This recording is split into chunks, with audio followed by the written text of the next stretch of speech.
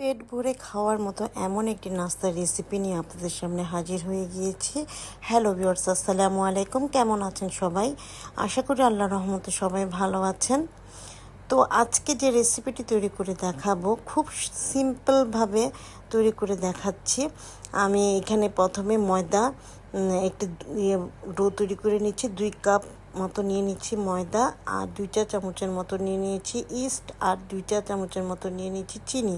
যদি আর একটু মিষ্টি খান তাহলে বাড়িয়ে দিতে পারেন। এরপরে একটু ভালোভাবে মিশিয়ে নিচ্ছি আর দিয়ে দিচ্ছি লবণটাও দিয়ে দেওয়ার পরে একটু ভালো মিশিয়ে নিতে হবে। এরপরে 2 চা চামচের মতো পাউডার মিল্ক দিয়ে দিচ্ছি। শুকনো উপকরণগুলো ভালোভাবে মিশিয়ে নেওয়ার পরে উষ্ণ গরম পানি, যাকে বলে আর কি, বেশি গরমও না আবার বেশি ঠান্ডাও না, এরকম পানি দিয়ে একটি ডো তৈরি করে নিচ্ছি। নরম তুলতুলে ডোটা হবে। তারপরে ডোটা মানে এরকম তৈরি করে নেওয়ার পরে তেল দিয়ে দিচ্ছি 2 টেবিল চামচ পরিমাণের মতো। তেল দেওয়ার পরে আবার খুব ভালোভাবে ময়ান দিয়ে নিচ্ছি। তারপরে ঢাকনা দিয়ে ঢেকে প্রায় 30 থেকে 40 মিনিটের মতো রেস্টে রেখে দিচ্ছি। তারপরে ঢাকনাটা তুলে আবার খুব ভালোভাবে এভাবে মেখে নিচ্ছি, মানে মুথে নিচ্ছি আর কি। তারপরে এরকম রুটির মতো বেলে নিচ্ছি। তো এরকম করে নেওয়ার পরে, এরকম করে নিলে ভালো হয়, রুটিটা গুলো হয়।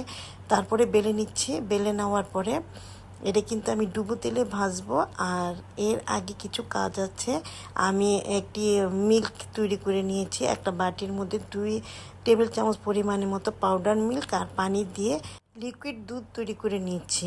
আর লিকুইড দুধ যদি থাকে তাহলে তো আর এটা কোনো ঝামেলা নাই। আমার কাছে মানে লিকুইড দুধ ছিল না, সেই জন্য পাউডার মিল্ক দিয়ে এরকম লিকুইড দুধ তৈরি করে নিচ্ছি। এরপরে রুটি বেলাটা এটার মধ্যে মানে ডুবিয়ে নিচ্ছি। ডুবিয়ে নেওয়ার পরে আর এখানে সাদা তিল নিয়েছি। চুলায় কিন্তু একটি প্যানের মধ্যে তেল দিয়ে দেওয়া হয়েছে, গরম হয়ে গিয়েছে। তারপর তিলের মধ্যে জড়িয়ে নিচ্ছি। জড়িয়ে নেওয়ার পরে এরকম ডুবো তেলের মধ্যে ভেজে নিচ্ছি। আর এর আগে আমি কিছু কাজ করে রেখেছি। একটা ভিডিওতে এত কিছু দেখানো সম্ভব না, সেই জন্য আমি ধাপে ধাপে কাজটা আগে থেকে তৈরি করে রেখেছি। সেটা হলো কিছু আলু ফ্রেঞ্চ ফ্রাই করে রেখেছি, আর এই বিফটা তৈরি করে নিয়েছি। বিফটা তো আমরা সবাই তৈরি করতে ভুনা মতো আর কি, একটু ফ্রাই ফ্রাই মতো করে নিয়েছি। এরপরে দেখুন এরকম পকেটের মতো করে নিচ্ছি। রুটিটা ভেজে নেওয়ার পরে এরকম পকেটের মতো করে নিয়ে প্রথমে দিয়ে দিচ্ছি বিফ বুনা, আর দিয়ে দিচ্ছি ফ্রেঞ্চ ফ্রাই।